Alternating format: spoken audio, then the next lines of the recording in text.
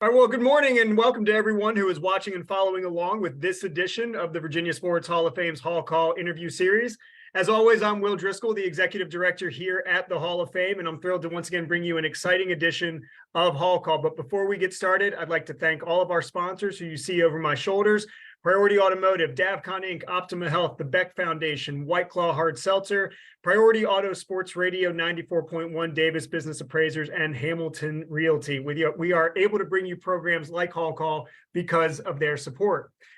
Well, can you smell it? Can you feel it? Can you just sense it that football is right around the corner? We are just over a week away from the NFL season kicking off with the defending champions, Kansas City Chiefs, defending Super Bowl champion, Kansas City Chiefs, hosting the Detroit Lions on Thursday Night Football. And that might be the most surprising thing, is that the Detroit Lions are actually kicking off the season in the NFL.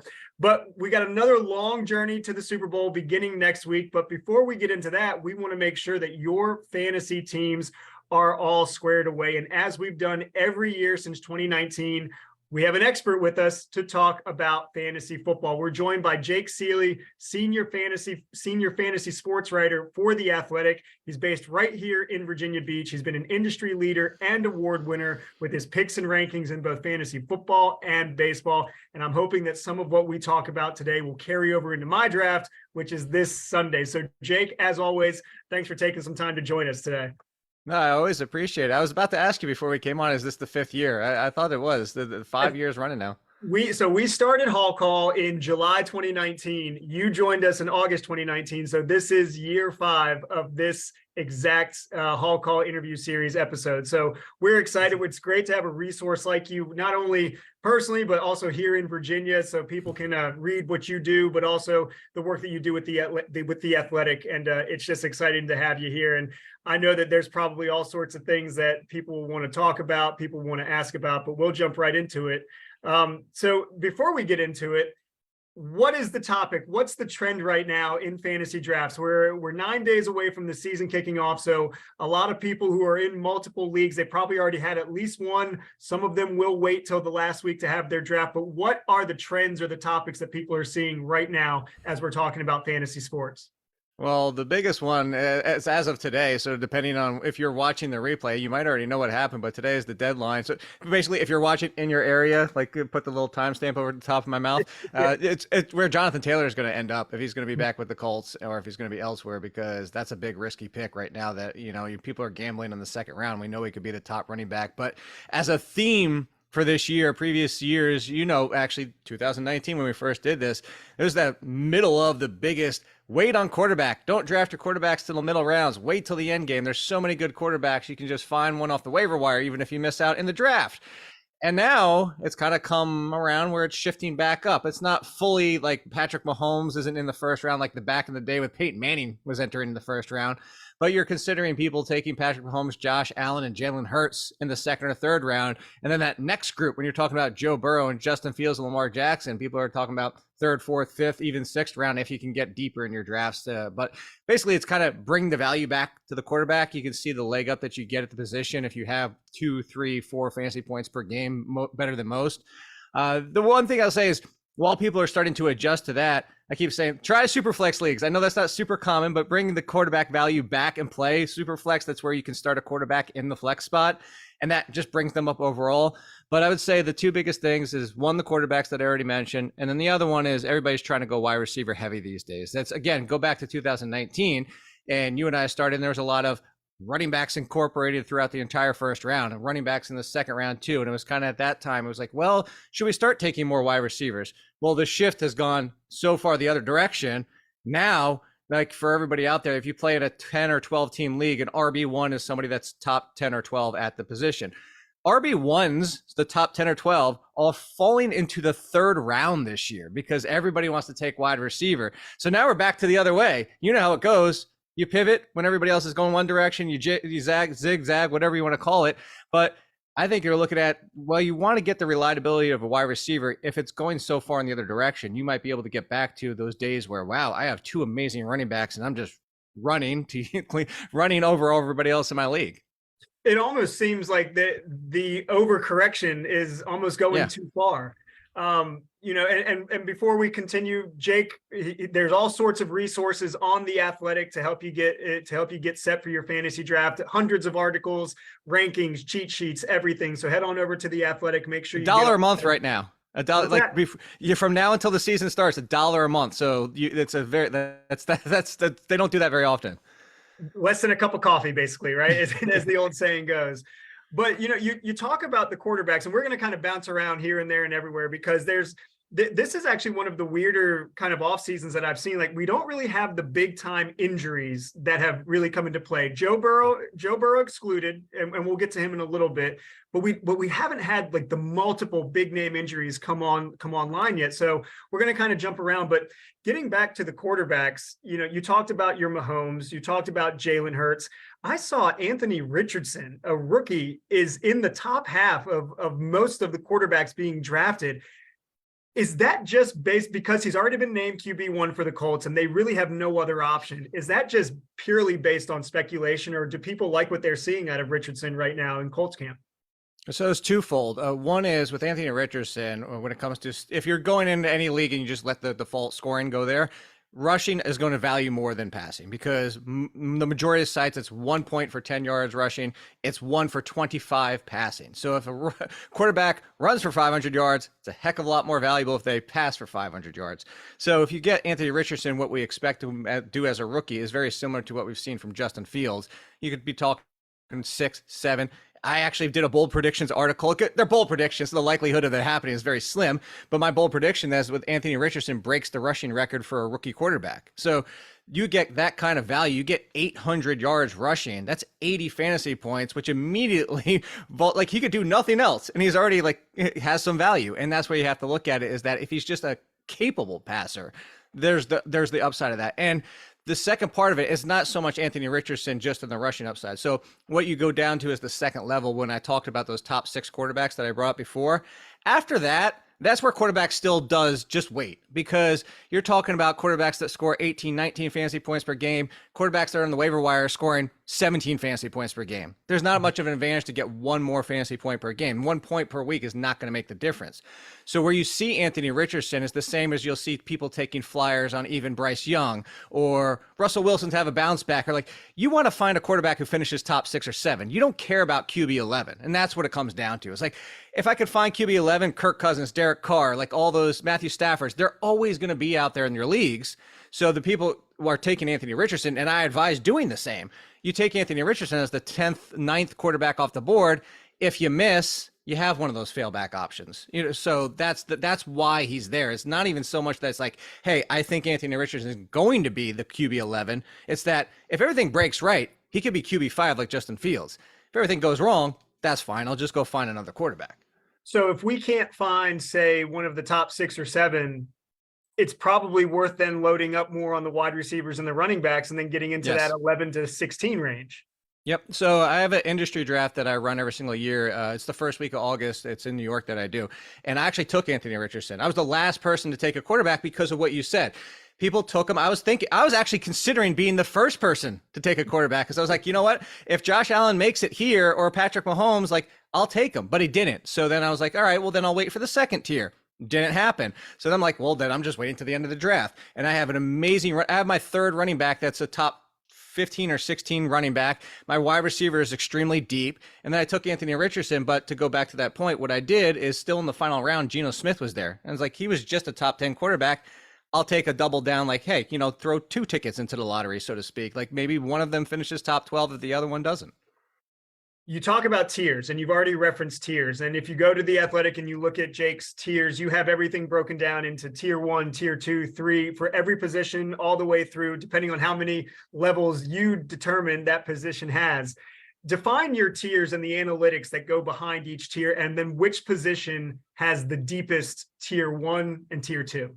Yeah, so the tiers, I'm glad you asked that, because I've said it a bunch and never really defined it. So tiers, when people see tiers, there's the difference between the NFL and fantasy. So if they see tiers, it's breaking it down into comparable talent for fantasy. People are like, I can't believe you call Tyreek Hill a tier 2 wide receiver. It's not that he's a tier 2 talent, it's tier 2 in fantasy. So what that's saying is that you group these players together. they're expected to all fall within a very narrow margin, basically within 1 fantasy point per game over the entire season. So when I reference Lamar Jackson, Justin Fields, and Joe Burrow, you might be talking about the top end of those three finishes at 20.1 fantasy points per game, and the bottom of that group finishes at 19.5. There's very little difference. And the reason you use tiers in fantasy drafting is because you don't want to be the one that grabs the top guy in that tier when one of your league mates gets the bottom guy in that tier, gets the same production 3 rounds later. And that's really how tiers break it out for you. So it also helps when you're trying to make a decision. If you're like in the draft, it's like, hey, I have a running back, I have a wide receiver. Should I take another running back or should I take another wide receiver in the 3rd round? Well, the running back tier 3 only has 1 guy left. Wide receiver, there's 10 guys in Jake's tier 4. So like that's kind of how you use it through the draft. It's interesting. I only have 1 running back and 1 wide receiver in tier 1s for both. So I guess you call that the slimmest because it's Christian McCaffrey on an island by himself.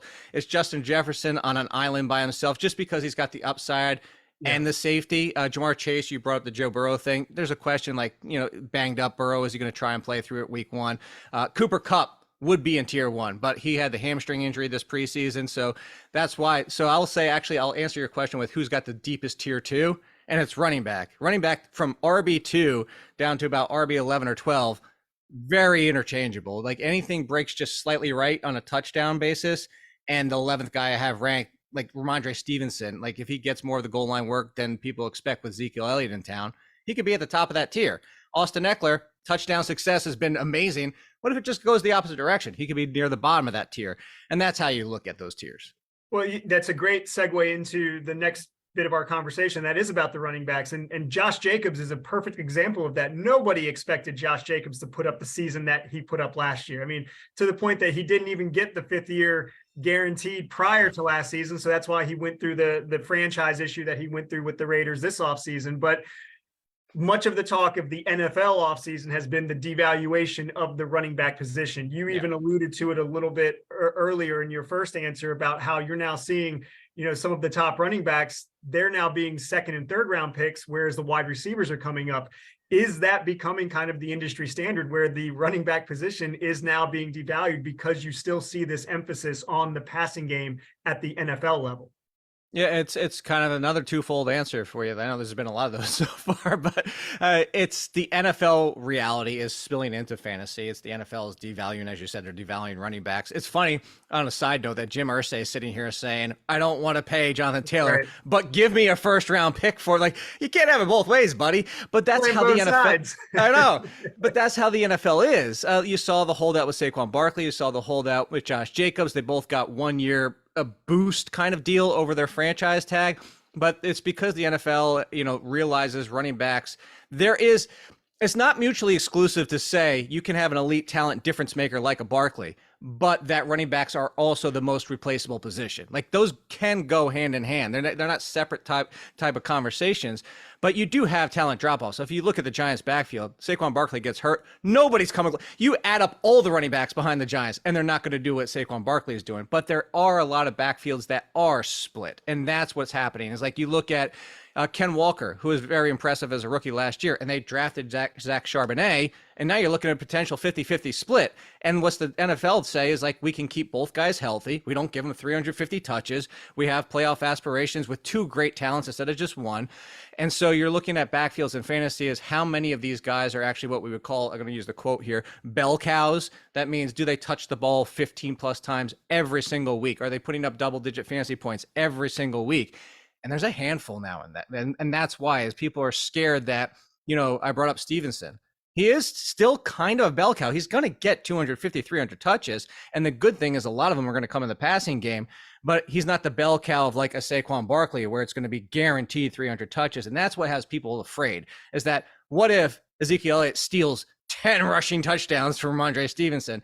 What if Jahmyr Gibbs, drafted by the Lions, shares 50-50 with David Montgomery? And that's the biggest concern. And that's why you're getting the devaluation, is that everybody's afraid that 1 week I might get a top 15 running back. The next week, because of game script, how the flow is going, he might only get 8 touches and then I can't even start him. Who has the better season, Jacobs or Barkley?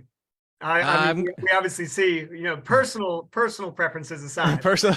Oh, wrong side. I pointed the wrong side. Personal preferences aside, I do have Barkley. I have him about 3 or 4 spots in front of Jacobs. It's not even so much that it's funny. I actually had this conversation with somebody like 2 or 3 days ago, and he's like, I don't get how Jacobs got a similar contract with Barkley. And I was like, do you not remember last year? He's like, Barkley was so much better. I was like, no, he wasn't. It's like, if you actually look at it, the receiving game was almost identical. Jacobs was better on the ground. So if you're talking for fantasy purposes, I think it's very neck and neck. So what the tiebreak's going to come down to, and why I'm going to go with Barkley, is I'm confident that his passing game work is more consistently reliable than Jacobs. Like last year was kind of possibly a high watermark for Jacobs, and that they're going to have Josh McDaniels and this team thinking for the future, like, let's get somebody more mixed in. Let's open up our offense a little bit more. Now you have a Garoppolo at quarterback, and is he going to be healthy for the entire year? Devontae Adams is clearly the one in that offense, taking a ton of targets away in the passing game. So I just look at team makeups, and I give Barkley the edge. It's not so much the fact that, like,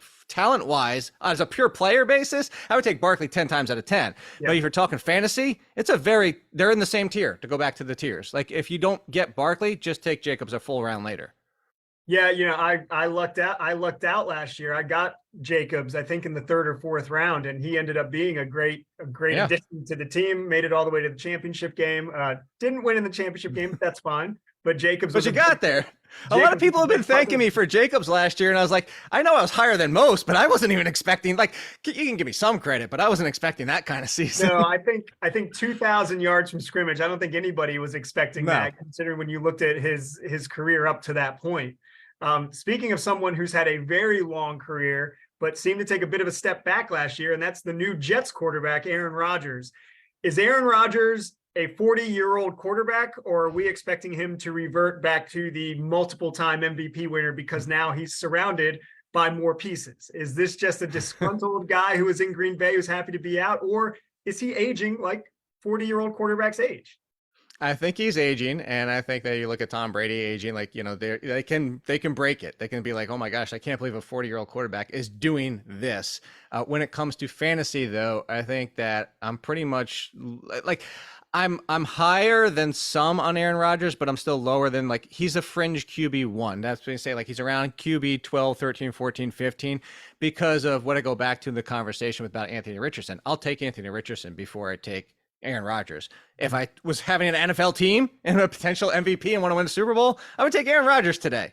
I would take Daniel Jones in fantasy, not because I'm a Giants fan. I actually don't really love that he's our quarterback for real life. But in fantasy, I'll take Daniel Jones over Aaron Rodgers because that rushing upside is just so immense.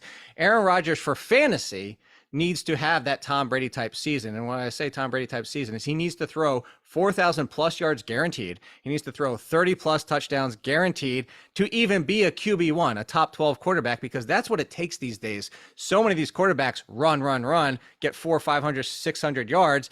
And now you have to throw for an extra 1,000 just to help make up for it in additional touchdowns. So I think he can bounce back. Last year was miserable, and we know what he played with last year. But Aaron Rodgers doesn't run that much anymore. Not that he was ever a big runner, but he doesn't run that much anymore. And the run part of this is actually why I'm kind of conservative. Like, I think he can bounce back, but I don't think the Jets need him to throw for 4,435 touchdowns or something like that. They brought in Dalvin Cook. Breece Hall has more time to get back to 100%. They still have Michael Carter. Robert Saleh, what tree does he come from? The Shanahan tree. So I think things will be better for the Jets. I think Aaron Rodgers will be better. And saying all that, I still don't think he'll be a top 6 or 7 quarterback in fantasy. So from what I heard, probably not your QB1.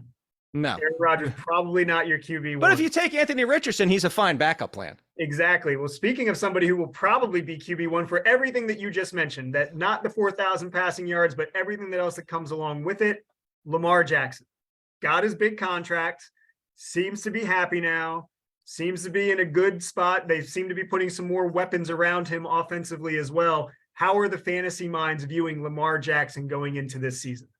I think fantasy minds are a little burned and worried, after last year, especially with the injuries. And now you're getting the argument, well, now there's so many injuries, he takes too many hits. What if this is Robert Griffin? What if this is the end of Michael Vick's career? They just take so many hits. It takes a pounding, and that's part of the risk when you talk about a quarterback who runs as much. There's a difference. there was an article out there by is Injury Doc on Twitter, FB, I think it's FFB or something like that, but you can look him up. He actually debunked the fact that rushing quarterbacks get hurt more than pocket passers, because when they get hit in the pocket, they get bent up a lot. So they don't actually get hurt that much more. It's the career that sometimes gets shortened because the hits just rack up. So Lamar Jackson can still be QB1. He can still finish in front of Patrick Mahomes, Jalen Hurts, Josh Allen, all the rest. He's done it before. The reason I think that I would take that chance on him doing that is because, yes, you're banking on him staying healthy, but you mentioned the weapons. I think what they're doing, it's not exactly like what happened with Josh Allen or Cam Newton towards the end of his career, but it comes down to what teams are doing with Jalen Hurts. What you see the Bears doing with Justin Fields right now is bring weapons out that fit the quarterback to take that step forward or rebound or have the best success. In that MVP season with Lamar Jackson, you go down the list, it was Mark Andrews and a bunch of kind of guys. Like there's no Odell Beckham, and even Odell Beckham at this point of his career is not Odell Beckham, but what he can do and what Zay Flowers, the kid that drafted, can, and if Rashad Bateman can stay healthy, is you want to find guys who can get open quickly. But there's a second aspect to their game, is when they get up open quickly and things break down, is they can also head downfield, because Lamar Jackson, as you've seen, when plays break down, he can fling that ball downfield in like a heartbeat. And all of a sudden you have a 50-yard play where he's originally looking for that first read. So it's kind of the wide receiver styles of guys who can get open, but then like get open quickly, and if they stay open. So I like what they brought around him, where I think that if you get Lamar Jackson back to 3,500 yards and 25 or 30 passing touchdowns, we just saw Jalen Hurts do it, and he's healthy, he's back in the QB1 discussion. So if I miss on that big tier, kind of to head your question down the road where I'm going with it, is I'm looking, if I can get Lamar Jackson the 5th, maybe even late 4th, I'm doing it because I know that upside is the number one quarterback in fantasy. Yeah, you have to figure that if he is healthy, he's got at least another 700 to 800 rushing yards to counteract that 3,500 passing yards. So you're looking at that 4,300 yards from scrimmage type season, which is what you really want from him.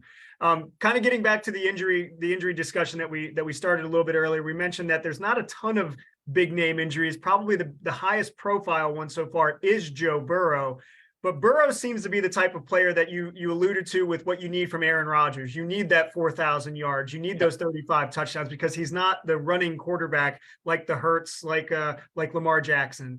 What is Joe Burrow's fantasy value, and where are you seeing him drafted as of this point right now? Yeah, so I still put him in that group with Lamar Jackson and Justin Fields, which means you're going to have to take him in that second. That's 6 quarterbacks, the top 3, and then those are the second 3. People are taking him still in the 3rd or 4th round, and I get it, because that passing is going to be there. We know this Bengals offense. It is pass first, even with Joe Mixon. And you look at the weapons they have with Chase, Higgins, and Tyler Boyd as their 3rd, and we just saw Joe Burrow last year. He was in this conversation last year. I think there's a little bit too much optimism, just because what if it just, like I go back to the Austin Eckler thing, and I know I sound like I'm nitpicking, but this is what happens in fantasy. The touchdown success, I'll go back. Remember Matt Ryan 2018 when he threw all those touchdowns and it was just that absurd Falcons offense? Everybody was like, remember wow. it well, because I drafted him the next year. And so you had the downturn of it. Like, you can have still a great season, but the touchdowns, because they inflate so much, you're talking about 4 for a quarterback, 6 for a receiver and rusher. But the touchdown equity, like if it's just a slight downtick in the offense, and like, what if they run a little bit more and all of a sudden Mixon gets a few more carries? Just like if Joe Burrow throws 4 fewer touchdowns, it's not an enormous number, but it's enough to say, now you're also adding that risk. What if it's not out there for week 1? And I think that's where I'm not getting Joe Burrow in a lot of my drafts, because I know that Fields and Jackson in this conversation are not even close to the passers that he is. But I know that rushing, again, injuries aside, that rushing is more bankable than saying, I know Joe Burrow is throwing 35 to 40 touchdowns. And that's what it comes down to, is I think Joe Burrow is one of the best talents in the league. It's just one's a lot more guaranteed than the other, again, health aside. So I would be a little bit more cautious. I'd take them in the 4th or the 5th round. Again, because what if it's week 1 and they're like, well, you know what? We want to make sure that, see, the thing with the injury, to go to that real quick, the soft tissue that was already kind of ailing him. If you go back and watch what happened in practice, for anybody that didn't see it, he was already wrapped up and then he scrambled. And that's when he kind of pulled up lame. You don't want that to recur all year long. So if you put him out there in week one and it's not 100%, this could nag him the entire year. If the Bengals are smart and like, hey, he's not 100%, you might miss week one. You might even miss week one and week two. And the reason I brought that up is because if I'm drafting a top 6 quarterback, I don't want a second quarterback. I'm not going to waste a roster spot on my bench, Will, because I just invested a first 5 rounds. I took a quarterback. I put that investment out there because I know I'm starting that guy every single week. I'm not benching Joe Burrow in a bad matchup. I didn't draft him to bench him. Yeah. But because I don't know if he's playing week one, now I do have to take a second quarterback. So I kind of threw some of that investment away, so to speak, if that makes sense. That's a really good point, because you are going to start him outside of his bye week. If he's healthy, you're not putting anybody else in. Even if he has a bad 4 or 5 game stretch, you're still not putting in a Sam Howell or somebody else over him. Keeping on the injury track right now, what about a guy like Kadarius Toney? Kadarius Toney, for those who don't know, traded to the Chiefs last year. The Chiefs, their wide receiver room is not much. You know, they do still have Travis Kelce. They have, obviously, Patrick Mahomes, generational quarterback, 2-time Super Bowl champion. But they want Kadarius Toney to kind of step up and be that next receiver that is the go-to guy for Mahomes. Dealing with a meniscus injury, he had surgery at the end of July. What are the fantasy prospects for Kadarius Toney? Not as much as people want them to be, unfortunately. Like I saw this kid drafted by the Giants, and like super talented and super. He is one of the best at getting open, and that's why he's so dangerous. Is because just corners can't stay with him, and then you get the ball in his hands. And when you're that fast with the ball in your hands, you saw it. They designed plays for him. They won the Super Bowl because of the help from Kadarius Toney. The issue is a lot of people will reference things like this is how much usage he got on a per snap basis. The problem is he was still 4th on a depth chart. There were plays designed to get him the ball. Like, nobody's drafting Tutu Atwell for the Rams. Go look him up. Nobody's drafting to go back. Tavon Austin, that 1 year for the Rams where he had like, what was it, 500 and 500, like 500 rushing, 500 receiving. It still was like, that was 1 year, glimpse of it, like anything that could happen. That was the best case scenario. But again, that's because they designed things for him. I think if you're looking at the pure talent of going down this depth chart, Toney, probably one of the best. The problem is the health, and that, does he fit the offense best? And I think right now they have a solution in Sky Moore, who they drafted last year, and everybody was super excited for him as a rookie because, hey, he's on the Chiefs. And then, he sat behind everybody else, but Juju Smith-Schuster is gone, and Sky Moore is stepping into that role. That role is what this new Chiefs offense, like a few years ago with Tyreek Hill, is not the same offense we see now. So you look at Sky Moore, Marquez Valdes-Scantling's been the only consistent starter. And then you go down the list, and Justin Ross, who we can hope he stays healthy for the first time since Clemson's days, and Richie James, who they brought over in free agency. And I'm kind of, this is where I'm going, Will, is maybe the answer is just don't try to figure it out. It's going to be too frustrating. Like 1 week, it's going to be Richie James. 1 week, it's going to be Valdes-Scantling. 1 week, it's going to be Kadarius Toney. And this is why I caution people with running backs that are like this. Right now, the Dolphins situation is like this, unless they trade for Jonathan Taylor. Is sometimes the best answer is to avoid it. Yes, you want to see that on your team. You want to see that upside. But what often ends up happening in fantasy, as you mentioned it's the Matt Ryan thing. You're chasing your tail. You're chasing the production. And then what ends up happening is you get him on the down week, and you're like, well, now I can't start him next week. And then he goes off again, and then you start him again. And that's what ends up happening is you're always chasing the production, and it's never very predictable. So I would love us to get a clear answer. But I think the clear answer is either Sky Moore at a value or just stay away from the rest. Stay away from the Chiefs. The wide receiver room isn't great. Numbers are going to come, but maybe put those into Patrick Mahomes and Travis Kelce. I was going to say, just draft Patrick Mahomes. Yeah. Let's talk about 2 Seattle skill position players that are dealing with some injuries as well. You already referenced Kenneth Walker, but I want to talk about him, and I also want to talk about their rookie wide receiver, Jackson Smith-Njigba. Who out of those 2 would you rather draft for your team? Still knowing that Tyler Lockett and DK Metcalf are still also pieces on the Seahawks, but Geno Smith, is Geno Smith what we saw last year, or does he regress a little bit back to the mean? Obviously, we're talking about fantasy, we're talking about averages, but between Kenneth Walker and Jackson Smith-Njigba, who would you find more value in? I want my answer. I want to be is neither, but in this scenario, well, so kidding aside, my concern for Kenneth Walker was that he was very poor last year in efficiency and short yardage. And if you look at Ken Walker, he should be good at that. The explosive plays are part of his game. You can't take that away, but for somebody that should be better in the short yardage, Zach Charbonnet is a great pass catcher, but he's also pretty good between the tackles. So why I say neither is, I will take Ken Walker over Smith and Jigba as of today, and I'll get to Smith and Jigba and why in a second. But what it comes down to is I think with Pete Carroll, we could see this backfield is like a 55-45. So if Ken Walker is going around low-end RB2s like 24, 25, somewhere like that, I'll take the investment, because if he's even getting 60% of the work or 65% of the work, then the upside is still there. The concern I have is that split. But I think that if you look at what Ken Walker did last year is still very impressive, and we can hope for the 60-40. I would just caution people, the risk is there is that it's a full 50-50. And you're looking at, if people remember Javonte Williams when he was drafted by the Broncos, Melvin Gordon and he both had good seasons. They were both in the RB20s, like 22, 24, or something like that. But also the volatility of week in and week out of, who's going to have the better game. So I would expect that kind of a season. The Smith and Jigba one, his price is going to come down because of the injury. Yep. The problem I had with this is this is great. Smith and Jigba, in my opinion, arguably the best talent in the draft. But you can't ignore DK Metcalf and Tyler Lockett. Tyler Lockett has been the most disrespected wide receiver for how many years now, Will? He's always sitting there. It's probably since he came into the league, honestly. Right? Top 20. And then he's people are like, I'll take him in the 7th round. Top 20, maybe the 6th round. It's just every single year.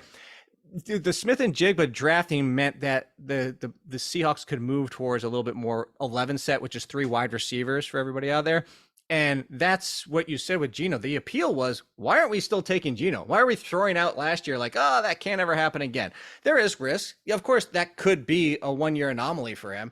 But I think that Smith and Jigba, now with his injury, I think if you look at this, is do they need to force him back? You have Metcalf, you have Lockett. Yes, is he their best wide receiver 3? No question about it. But you didn't invest this draft pick for the future, who is a lot like Tyler Lockett skill set wise, where wait for him to be healthy. He could be out. I know they haven't put him on the PUP yet. He could be out 3, 4, 5 weeks until he's 100%. And then, yes, it's great weapons, but I'll say Tyler Boyd is a good comparison. Ken Smith and Jigba surpass Lockett week in and week out. There'll be weeks where he has better numbers. He is that good of a talent. There'll be weeks where it's man, I can't believe Tyler Lockett did nothing. But like Tyler Boyd has been for the Bengals, at the end of the year, that still only equates wide receiver 40 at best, because he's the number 3. It comes down to snaps and being on the field. And for fantasy, you need to get your butt on the field. We want you on the field as good as you can be. If you're the 3rd option as a wide receiver, it's very hard to turn that into fantasy production.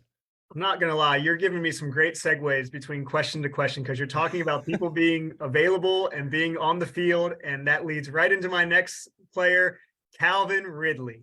Calvin Ridley was not on the field last year. For those who don't know, suspended for the season because of a gambling issue with the NFL. But now he goes from Atlanta to Jacksonville, a team that is on the rise, got a good young quarterback in Trevor Lawrence, other weapons around him. How are fantasy players approaching Calvin Ridley and his potential coming off a year which he did not play? Yeah, this was originally started off as, I think Calvin Ridley is going too high in the drafts. That's coming from me. Yeah. It's you look at what Christian Kirk, everybody in the industry, including myself, when I saw that contract they gave him last year, I was like, wow, what the heck are the Jaguars thinking? And they're just we got to spend our money. And they end up being right. They basically laughed at all the rest of us and said, look at the season Christian Kirk can have. And then they trade for Calvin Ridley, which is a great value trade because we know the talent. But you go back to Matt Ryan, that final year before even Calvin Ridley, when he got hurt, the touchdowns were down a little bit. The inconsistency was there. And it's ooh, can Calvin Ridley truly be a number 1? So they trade for him. They still have Zay Jones. They have Christian Kirk. But the preseason has been very telling. I actually just had an article come out at The Athletic, and it's the biggest preseason movers. And there's not a lot, because you know this. Well, preseasons often overvalued. We want to see who the starters are, and there's not very much on a talent perspective was oh my gosh, this guy's been outplaying this guy. No, it's about who's going to be starting, who's going to be on the field. But the one thing that, and I segued myself for this, is Christian Kirk's been coming off the field when there's only 2 wide receivers. Not all the time, but they've been rotating Christian Kirk and Zay Jones next to Calvin Ridley, which is weird because you just said Christian Kirk just had an amazing season. What are they doing? Well, what they're doing is Calvin Ridley kind of brings both aspects of Jones and Kirk into one player's game, and he can stay on the field. What their formation is, whether it's designed for somebody to go deeper outside like Zay Jones, or if it's somebody who needs to get open quicker on a quick slant like a Christian Kirk, Calvin Ridley can do all of it. So Calvin Ridley's been the one. I don't think there's going to be a huge gap between Kirk and Zay Jones, which has actually made me move up Calvin Ridley because it comes down to the target share. Like I thought this might be just a mess and all three of them are involved, but they're telling us so far Calvin Ridley has come in and he has taken over and he's clearly the one. So when I talk about target share, there's very few wide receivers in the league that hit like the mid 20s and even push for 30. 30 is a rarity. That's like Cooper Kupp level. But if he's going to get 24, 25% from Trevor Lawrence, I've moved him up into the top 15 conversation. And I think as long as he doesn't show any rust, Calvin Ridley can be a league winner this year. Well, former first round draft pick in the real NFL drafts. Yeah. Definitely the talent is there. Talent evaluators saw it. So maybe getting out of Atlanta, getting hopefully the gambling situation behind him, new setting. Maybe he does become that impact wide receiver that the Jaguars want him to be. Speaking of guys that are not first round draft picks in fantasy or real life, you have a great column as part of the resources on The Athletic called Free Guys, about free guys. And I put them in quotation marks. And these are basically players that might be available at the very back end of the draft or in the first round of waivers. But these are the pieces that will make your team a championship caliber fantasy team. Who are some of the free guys you are anticipating making an impact this year? So there's a lot, yeah. And the whole point is like, hey, these aren't going to like, if you're starting 6 of these guys, you're probably not winning your league. Let's be clear. This is just like the point of free guys. And why I thought this was great is because these are a lot like times like week 2, 3 of waivers early on in the season where we're like, man, I should have drafted blank or I should have picked him up. And I mean, I'm going to go to the Dallas Cowboys for the first one right off the top because he compares a lot to somebody we know here for the Washington Commanders that used to be there, and J.D. McKissick, and that's Deuce Vaughn. Like Deuce Vaughn is diminutive. He's as small as like there's highlights, and my wife, married since the last time we talked last year. My wife, thank you, saw that and she legitimately was like, are they letting a kid play on the field to like get some fun? Like, is this like a make a wish thing? Like, hey, like he gets to run a team with like legitimate question. And I looked at it and I was like, you know what? I could see why you say that. He is that they are tiny. Pretty startling videos. It legitimately looks like a kid out there. But the point being is like, he doesn't need to be more than J.D. McKissick. He doesn't need to be more than what Tariq Cohen was for the Chicago Bears. He doesn't need to be more than what Darren Sproles was for a while there. He's small. He's 5'5", $160, $170 at best, but he's a pass catcher and he's dynamic with the ball in his hand. Like you want to talk about go to back. Kadarius Toney is actually a really good comparison of what Deuce Vaughn brings to the running back position. He's not going to be your RB1, but he doesn't need to be. The free pick at the end of your draft, Tariq Cohen, Darren Sproles, J.D. McKissick, those were RB3s and half and full point PPR. As in most weeks you can start him in your flex or even as your RB2 if you went wide receiver healthy or if you took Travis Kelce early. These are guys that can be in your starting lineup. And if you're talking about that RB3 value, I think that's great. And actually, to go a little bit deeper, a name we've been talking about a lot of rookies, but the one that I think that got overlooked is Michael Wilson. Michael Wilson was kind of overlooked in the NFL draft, fell a little bit later, but also overlooked from fantasy and talent perspective.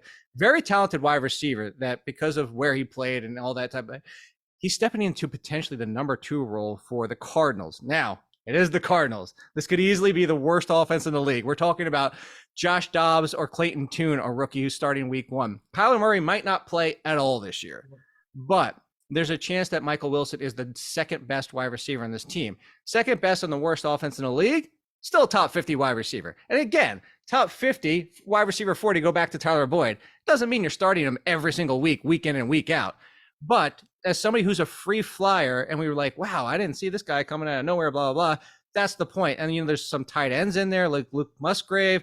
There's some other running backs that I threw in there that are free picks. Again, most of these guys could probably get cut off your roster in 2 or 3 weeks, but they're free picks. And what the real point of that article was, for Will, and I know you know this, is don't look, I love Robert Woods as a player. Like, I hope he's not watching this and never sees this, or like whatever, but don't draft Robert Woods. The point about Robert Woods is the same thing I said about the quarterbacks. Don't draft waiver replaceable guys, the guys that average 6 or 7 fantasy points per week. Those are always going to be there on waivers. They're always there. You want, when you're finishing your roster in the 13th, 14th, 15th round of your draft, when you're finishing everything out, you want guys who could potentially become top 30, 35 players at running back or wide receiver. You don't want the waiver replacement guys. Does that mean they fail and you drop them, sure, but you want the lottery ticket. You don't want the everybody else has one of those guys. Yeah, you don't want the accumulation. You want something that can actually make Yes. an impact. We got a few more questions for you before we get you out of here, but you talked about Calvin Ridley, who your mindset kind of has shifted on him throughout the preseason. From the beginning of preseason to now, over the last 3 weeks, what is another name that you are seeing shooting up draft boards, either in your own opinion or just what you're seeing from all the drafts that you're following? I'll give you two. I'll give you a running back and wide receiver. One has been shooting up draft boards, and deservedly so, in my opinion. That's Khalil Herbert for the Bears. I didn't get the whole Khalil Herbert situation with everybody in the world just because last year when he replaced David Montgomery and David Montgomery got hurt, here's a quick, easy stat. Every single game, Khalil Herbert ran the ball at least 10 times, minimum 50 yards, and averaged 5.1 yards per carry. Because of what? He's running next to Justin Fields. We've seen the running backs next to Lamar Jackson. We've seen the running backs. When you have that kind of quarterback, it just opens things up even more so for the run game. And I know Khalil Herbert has passing game struggles, but this is what I keep throwing out, Will. Is like everybody's like, oh, he can't pass block. Is like whatever. Did you know Khalil Herbert, better pass blocker last year than Aaron Jones, Dalvin Cook, Christian McCaffrey? Like you can go look at PFF. You can go down the list and see where it was. It's not great. He's middle of the pack. But the point being is those are names that we don't care about their pass blocking because they're dynamic with the ball. Do I think there's a threat of Rashawn Johnson, who they drafted to be in the passing game and take a little bit away of Herbert? Sure, but Khalil Herbert was going in the 8th, 9th, and 10th round as the lead running back for the Bears, and they've used him the entire preseason as the lead back, and now he's finally starting to get some respect and move up. Am I going to take him in the 4th round? Absolutely not. There's still risk with him. But for the fact of where he was going, the other one is unfortunately for the people around him, but fortunate for him, it's another rookie, Marvin Mims for the Broncos. There's a lot of excitement about him. Another really good talent in this draft. He was buried from day one because it was Tim Patrick and others in front of him. But Tim Patrick, another season-ending injury. Unfortunately, that's what I was saying, unfortunately for him. And now Jerry Jeudy's questionable for week 1. Even if Jerry Jeudy's out there week 1, like, do they give him the full complement? And if nothing else, Marvin Mims now 100% has the 3rd role for the Broncos. And Courtland Sutton, to this point of his career, has been disappointing for what the expectancy was.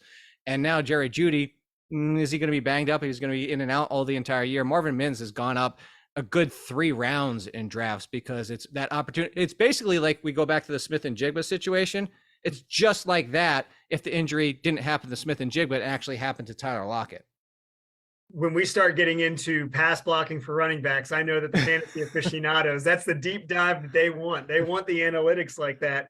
Flip side, we'll get you out of here on this, but flip side, you just gave us 2 great names that are shooting up boards. Who are 2 that you would probably stay away from, where maybe a month or 2 ago when you started doing these drafts, you were seeing them go a little bit higher? So similar to the Chiefs situation, it's a saying I always make every single year. It's funny as I say, buy the cake, not the icing, because I try to get that visualization. The icing is the wide receivers. Like you don't buy just icing. Like it tastes really good for a couple of licks, but it's going to make you sick after a while. And that's why I brought that up. Because what's the cake? The cake's the good stuff. That's like the base. The icing just makes it a little better. The cake is the quarterback. So just draft Daniel Jones and Darren Waller. But at wide receiver, I dropped Isaiah Hodgins down quite significantly because the Giants have told us, like, Isaiah Hodgins was really good at times last year. He looked like he could be the best wide receiver for the Giants this season. But when you see who they rested as their starters, it was always Darius Slayton and Paris Campbell. Darius Slayton, Paris Campbell. And now there's even talk that Isaiah Hodgins might not even be the 3rd. And I know everybody out there is like, I'm not getting excited about Slayton or Paris Campbell. And I'm not saying to get that excited about either. Actually, Paris Campbell was one of the free picks. Like, just take a gamble that he's the best wide receiver for the Giants. But the answer might be nobody. And just draft Daniel Jones, Saquon Barkley, and Darren Waller and move on. So that's one that's fallen. And then at running back, this is pure speculation. I just want to say, like, this is not founded. There's not doctors that are saying this is definitively the case. There's just a lot of speculation out there from doctors. I was very, very high on J.K. Dobbins this year because that 5-game stretch to finish when he came back last year off the injury was as good as it gets. We're talking about 7-8 yards per carry average. He was dominating. But there's been a lot of talk that this offseason, when he was off on the pup, there was rumors that it was a contract situation. And now some doctors have been saying, it might not have been that. It might have actually been his knee is swelling. And there's a difference with injuries with running backs and knees. Swelling is bad. Stiffness is okay because that just means you need to work on it and get back into the fit. But the swelling, the name that they threw out that I've seen, again, this is all speculation, but they said Todd Gurley. And when you remember the end of Todd Gurley's career and what that knee did to him, J.K. Dobbins could be healthy, but dealing with this all year long and could be a mess of a backfield. And the worst case scenario is that he's just shot after a couple weeks. So I'm still drafting him as a low end RB2 because if he somehow plays 15, 16 games, he's going to finish much higher than that. He's going to be great.